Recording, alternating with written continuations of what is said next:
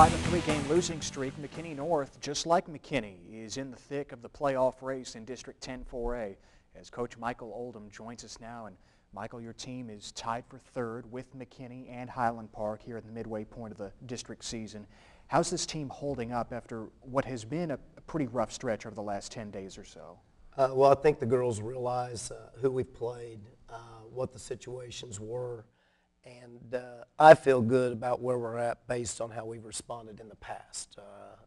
Part of our scheduling was to set up scenarios like this.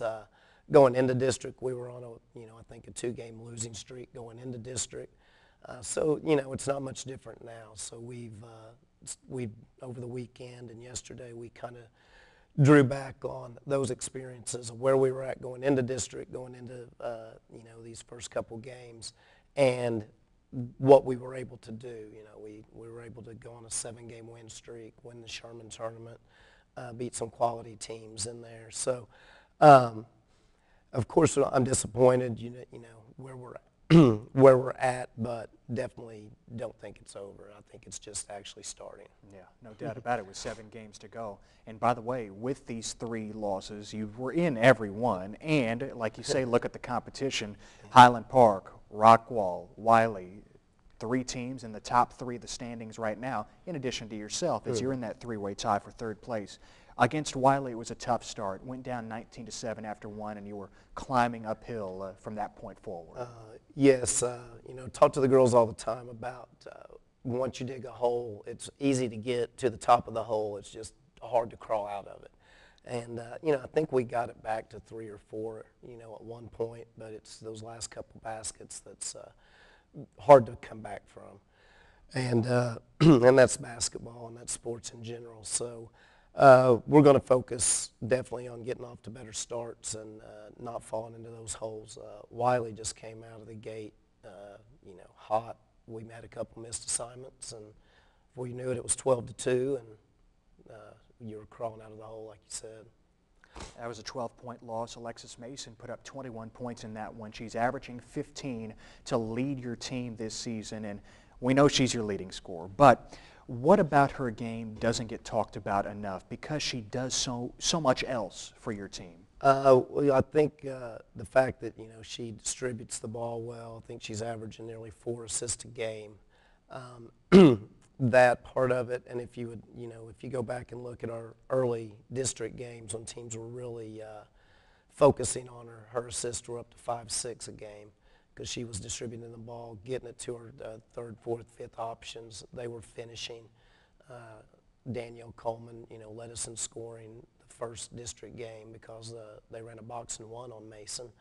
And so she distributes the ball well. She's been rebounding the basketball as well, trying to help us out down in that area because, we're young in the post, so we get pushed around a little bit. Having her and Connor, with the experience they have, helps us in the rebounding department too.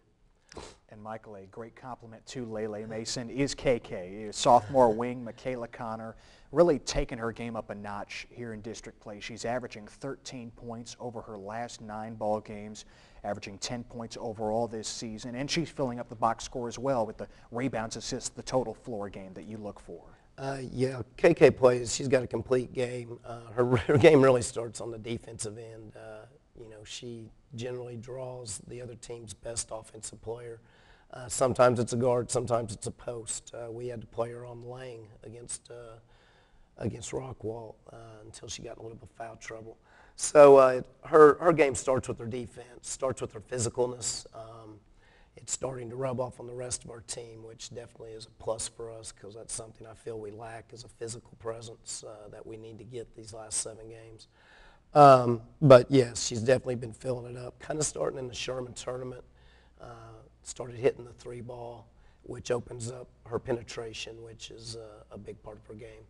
You say Connor's game starts with defense. That's the case with another sophomore in Danielle Coleman, another guard who starts for you and really sets the tone on that side of the ball, especially when you go to the full court press.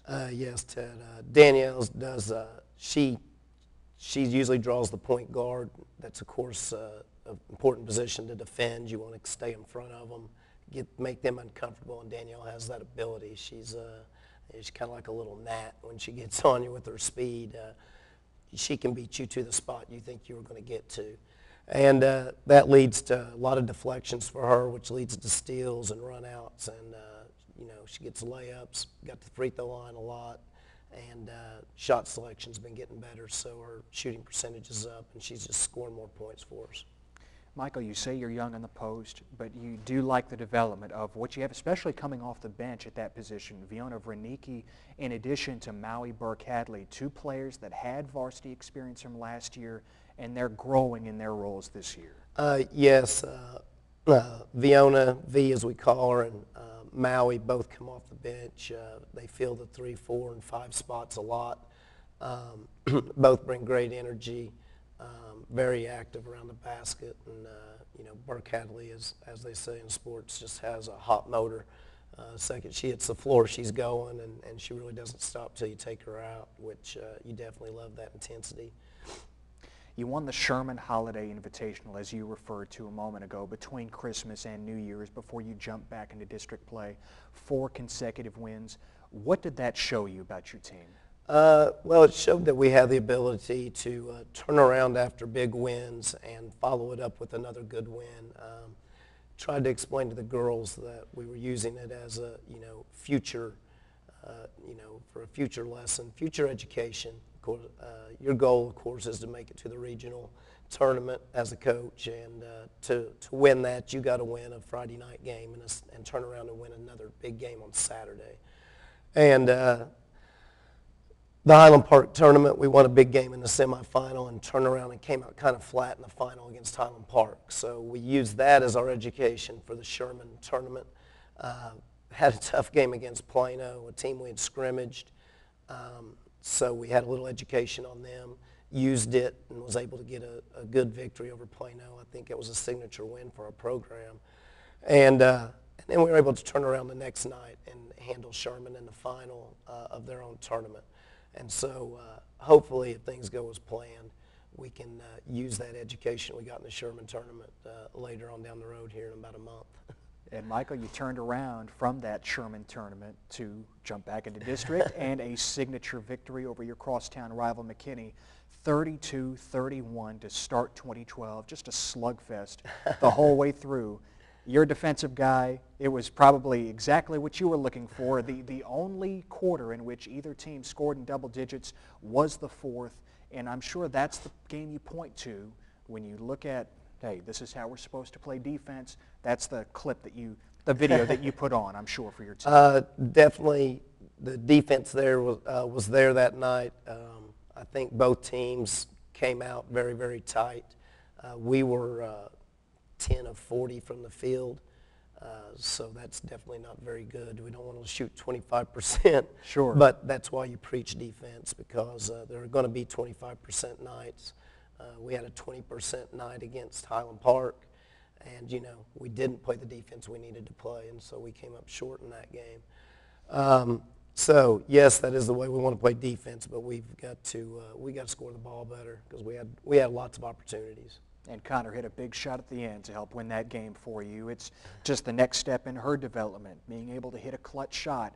That speaks volumes, because I'm sure a lot of opponents will be looking at Lele Mason as the one who would usually take that shot in that situation. I was quite sure that Coach Harris was focusing her team on Alexis getting that last shot. She had the ball in her hand, and I believe they actually had 2 girls probably playing her. And we intentionally went to a different option. Anytime I can post Connor up, I'm going to, because she just has a great advantage in the post over usually the person guarding her.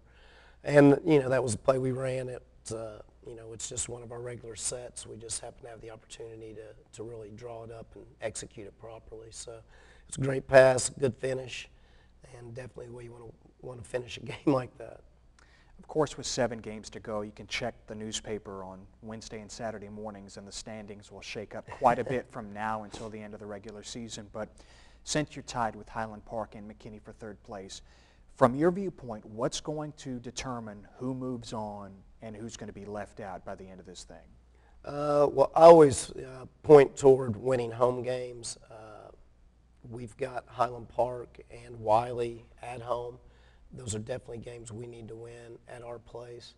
And then we need to take care of our business in the games that, that we should take care of. These 3 coming up. The McKinney game is always going to be a toss-up. We got to go to their place again. It'll be the 3rd time we've played this year. So should be a great game, and it very well might be for the final spot for the playoffs. So it's going to be a big game. But we're just worrying about Wiley East today. Take it one game at a time. That's all you can do right now. You beat Wiley East handily early on in district play. What do you think about this rematch as you enter the second half? Well, I know every coach is telling their teams the same thing, whether they're 0-7 or 6-1 or 7-0. We're all telling our teams that everybody's 0-0. I'm preaching to my team about the games we need to win and what we need to do, and I know that Coach Reynolds at Wiley East is telling her kids, let's spoil some other people's parties, and they will. Wiley East gets better every time you watch them, and so I just don't want us to be the team that they spoil somebody's party on. Michael, best of luck the rest of the year. Thanks so much for the time. Appreciate it, Ted. Thank you. Michael Oldham, head coach of McKinney North. The Bulldogs have Wiley East, followed by Richardson Pierce on Friday night. North looking to regroup here in the second half of the district schedule.